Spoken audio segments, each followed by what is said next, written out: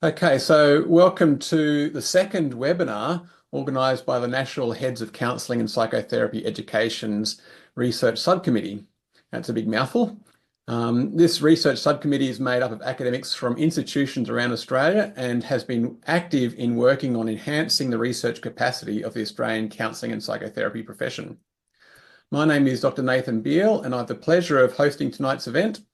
Earlier this year, we invited a panel from the United Kingdom to talk about how the counselling and psychotherapy profession in that region supports research. And it was a really valuable evening of learning about what the profession in the UK are doing. Tonight, we're going to be going to the other side of the world and looking at the United States counselling profession. Now, it's going to take on a broader focus, not limited to just research. And as I've mentioned, this will be recorded. So we have the pleasure of having Associate Professor Shannon Hodges from the University of Sunshine Coast, and he's also Professor Emeritus of Clinical Mental Health Counselling at Niagara University in the United States. Shannon has 40 years in the mental health profession, providing teaching, counselling, training, and consultation on 6 continents. He's been an active in the counselling scholarship throughout his career and is a long-time member of the American Counselling Association and the Australian Counselling Association. Shannon is also active member of the NHCP Research Subcommittee and the newly formed Australian Counselling and Psychotherapy Academics Management Committee. So what we'll do tonight is Shannon will do his presentation, and then he's going to leave some space at the end of the evenings to ask questions. So if you have any questions, jot them down somewhere or poke them into the chat window, and at the end, Shannon will come back to those questions and speak to them. So it's my pleasure to introduce Associate Professor Shannon Hodges to the virtual stage, and over to you, Shannon. All right, thank you, Nathan. Good to be here. First thing I want to do is I want to acknowledge the traditional custodians of the land here in Australia and also back in the United States, my own people, some of my relatives, the Cherokee Nation. I wish to acknowledge the peoples in Australia and traditional custodians of the land, possibly the oldest set of cultures on the face of the earth. We acknowledge their contribution to this land, their stewardship, their love of this land, their resilience, their ability to survive and continue to move forward despite much opposition and colonization. We think of them and we acknowledge their elders, past, present, and those who are still emerging. All right. Okay, I want to jump back and see if I got my screen where I can hardly read it. Here we are. Now, back when I got into the field, one of the things I was saying off camera to Nathan was I was told it was a long game. That was not what I wanted to hear as a young person. I wanted to hear that everything was great and already set up. And I finished my master's and I was working in this treatment center, and this colleague, not a bad person, psychologist, just opined to me, the counseling and profession will never be as popular or successful as psychology and social work. Really? Well, as good social scientists, let's check the evidence. I was doing mindfulness-based CBT, which is mind, body, and spirit, but we will say, what's the evidence for? I'm going to come back to the evidence a little later, but I want to throw some things up there, and I will leave definite time for discussion and questions and anything else. All right, here we go. First, a brief, let me move all the screen of people to the other side. All right. 1952, 4 different organizations, none of which had counseling in the title, came together to start the American Personnel and Guidance Association. That is what has become the American Counseling Association, more than 70 years old, 73, I think.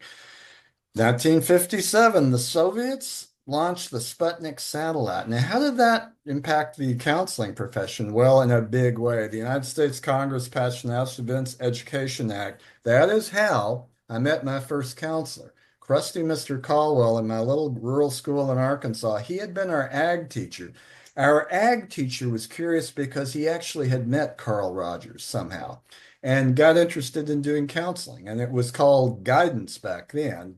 Those school guidance positions in the States are now what we know as school counselors. Then, this is another big deal. In 1976, the state of Virginia became the first state or territory in the United States to pass counselor licensure. Now, licensure, credentialing in the United States is the purview of the state or territory. And that is what you need if you are a mental health counselor, marriage and family, etc.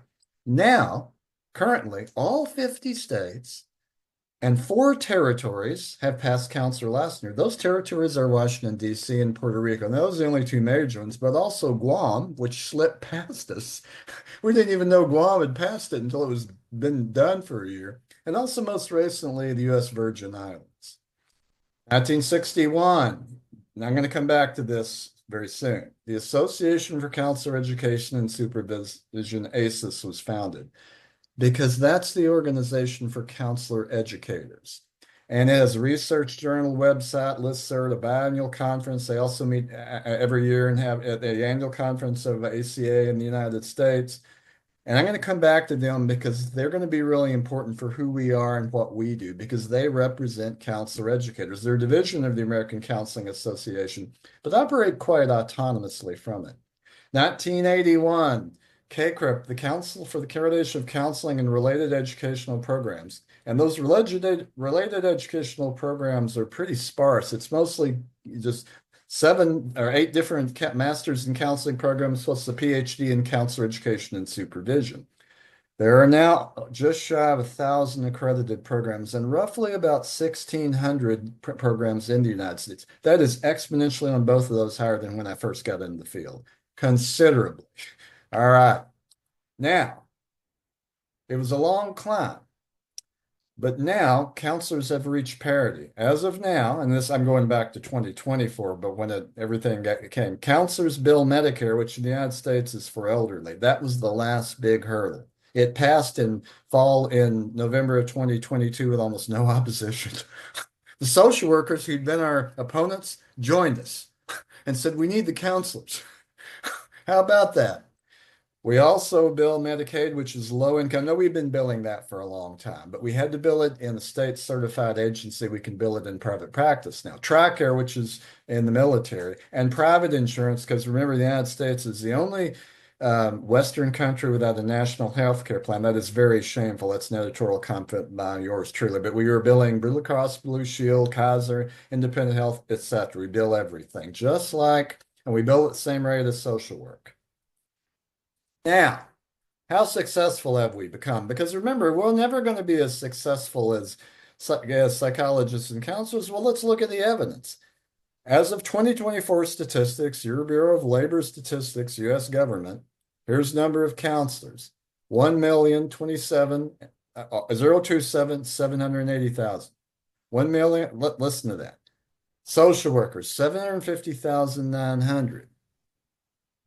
Psychologists, 207,500. I'd put psychiatry up here, but there's less than 100,000. In fact, significantly less. That's a problem.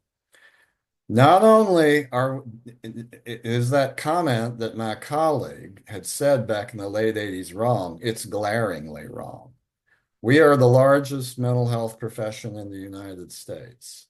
I can remember when we were the smallest. That's the difference in the long game. We have been radically successful. And in fact, a few years ago, I was reading an article by a psychiatrist. He said, has anybody noticed that counselors are soon going to be the largest mental health profession? And since we've treated them pretty badly, should we start repairing that relationship? A long game, but well worth the journey. So I want you to be thinking about long games and making it worth the journey, because that's what we're in here in Australia. Now, let me come back to ACES. This is a very important organization. I was 1 year old when it was founded. That's how old I am. This is for all counselor educators, full-time, and we'd say adjuncts that are casuals, as you say here in Australia. It's also open to those students who are in PhD programs in counselor education. Now, it's also open to counseling psychologists and others if they want to be in it. They can also join. What does it do? Well, I talked about the journal, the listserv, the biannual conference, and so on and so forth. They promote us. Here's what you need here, what we need here. ACES promotes a really strong counselor education identity. Now, I don't say psychotherapist because there is no psychotherapy profession in the United States. Psychotherapist is generic. A psychotherapist could be a counselor, a social worker, a marriage and family therapist, a psychologist, etc. You don't have psychotherapy programs. It's through the journal, doctoral education and counselor education and supervision, advocacy, and they've strengthened counselor education, visibility, etc. More than 1,500 programs. And I can talk about it, and I'm going to put that on the shelf right now. Something else, but I'm not going to. I want to get one past that. Now, SCAPE, I know, was once an organization here that was promoting counselor education identity. Unfortunately, that didn't last. However, recently, that Nathan mentioned, the Australian Counselling and Psychotherapy Academics, ACPA, has just begun. Now, I want to say something carefully. This is not to be an organization to compete with PACFA or ACA. It's supposed to be an organization strictly focused on counseling and psychotherapy educators in Australia, because you haven't had that in quite a while. And that's really critical for the identity. ACPA can do for counselor education and psychotherapy identity what ACES did in the United States, and that is critically important. All right.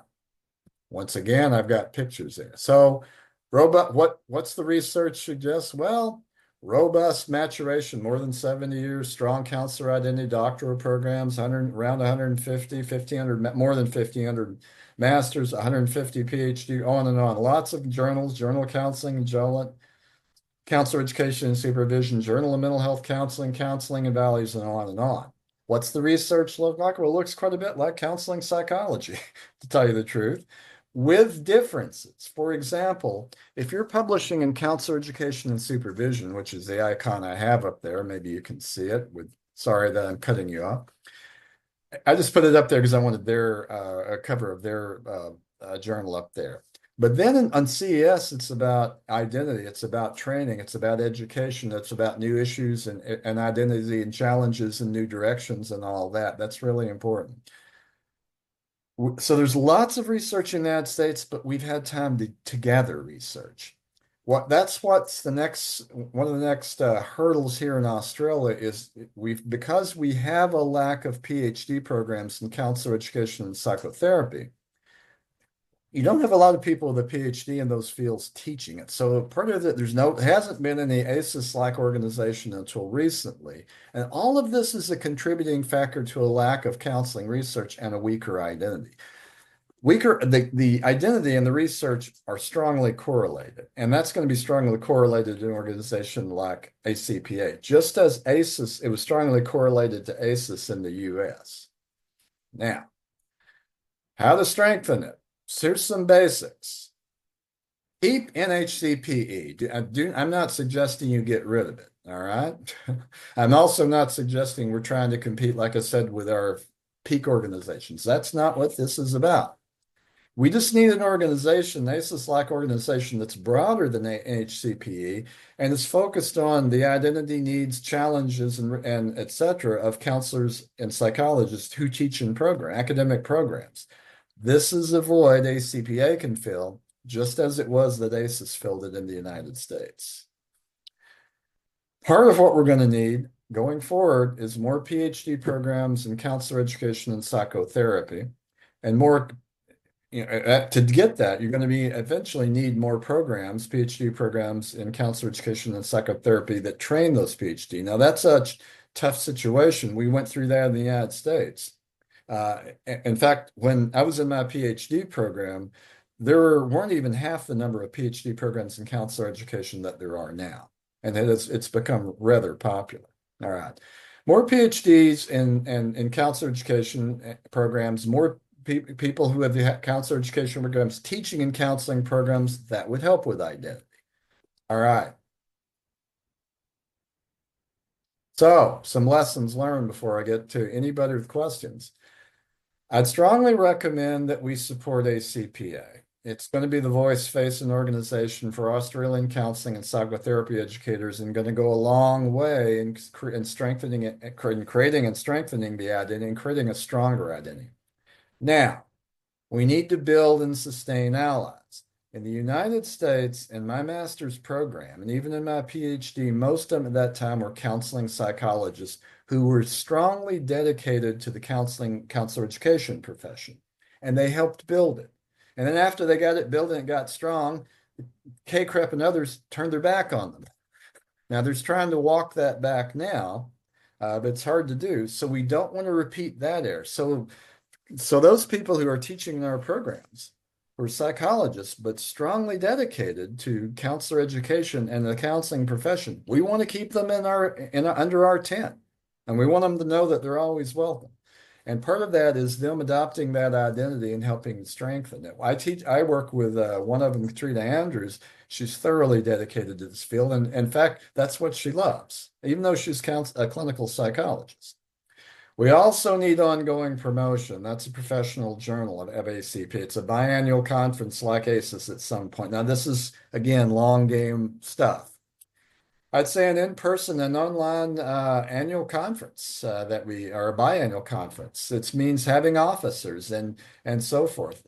This is how ACES, part of how they built a strong identity that's needed. Granted, that strong identity was not built in 1, 2, or 5 years. It took quite a while, but it has to start somewhere. All right. So counseling and psychotherapy identity is the brand we're building, just as it in the US, where counselor education is the brand. Furthermore, and this is not what a lot of people like us don't like doing, there is a political process inherent and involved in this. I've been involved in it. I come from a family that's very political, even though I don't really like talking with a lot of politicians. It seems like they all sound the same at some point, even the ones I vote for. But what I look at is who are allies, and part of advocacy. And the way that the United States counseling and counselor educators got stronger was through lobbying and the political activity. And once we built numbers, politicians begin to pay attention. Basically, mathematics helps. All right. Now, one of my favorite quotes comes from anthropologist Margaret Mead. I bet a lot of you know this. Never doubt that a small group of thoughtful, committed citizens can change the world. Indeed, it's the only thing that ever does. So, right now, we are that thoughtful and committed group of citizens here. I guess I'm not yet a citizen, but I'm here on permanent status, or as permanent as it gets.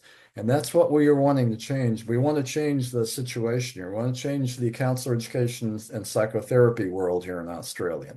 We want to make our brand stronger. We want to work with, not against, our peak bodies, ACA and PACFA. We are not against them. All right, so we're playing a long game, but remember, the U.S. counseling profession was once the smallest, and I remember directly. It was once the smallest mental health profession, now it's the largest. PhD counselor organization programs were scarce. They're now very well established. There is a strong counselor identity established. And it's a strong counselor identity in hospitals, out schools, and private practices. The other thing is we need to celebrate our wins along the way. One thing I said to Nathan was the first time I came to teach on a sabbatical in Australia, it was 2007. And I looked and found out that AC and PACFA together had something like 5,000 members in sum, if I were to sum both of those. You now have 30,000 between those two organizations. That's considerable. So you've got the growth going. We've got to strengthen the identity, which will also help with the growth. But certainly, Shannon, I really appreciate you introducing the US scene, because you've given us a much more nuanced understanding of it too. We all get bits and pieces off it out of the textbooks and out of other sources. But certainly having a profession which is 75 years or so old, that's quite a mature profession in comparison to counselling age-wise. So, and I suspect we're going to travel some of the roads that you guys traveled, and we might veer off and go in slightly different directions at times. But my suspicion is we'll probably end up in similar types of, be different territory, but we'll probably end up in similar types of processes and challenges along the way. And it's good to hear this is where we are now. This is how we got here. Here are some of the processes or some structures that we had in place that helped us. And it's exciting that this might be a fork in the road in our own development, with looking after the educators and revisiting that and seeing if we can get something happening there as well. So, but certainly it's lots of opportunities for more conversations. and really appreciate, and also the perspective you gave in terms of being the smallest to outgrowing. So we might have to start preparing for scale. We might have to Mhm. prepare for what happens if we do overtake the other professions. Have we got that sort of basis and that being able to manage such a scale and do it well? So there's some challenges I think in there for us to consider in terms of where we might end up and what that might look like our future. Okay. Yeah, and I would just say, like my grandmother who and grandparents who raised me, they always said, count your blessings, name by one. The profession in Australia has done a lot of things right. Yeah, there's some things that could be better. That's always going to be the case. But keep working to improve it. Remember, whatever you have is always there to be improved. So keep it up. And considering the youth of the field and such and the competition, I think you've done pretty well. But now's the chance to take that to a new level. And a part of in your lane is going to be in those training programs. And that's where the stronger identity comes in. So I wish everybody the best luck. Thank you very much for attending. I hope I was able to give you something to think about that might be helpful and whatnot. I know it's a tough time on Friday evening when people want to be with their families and their loved ones. So thank you very much.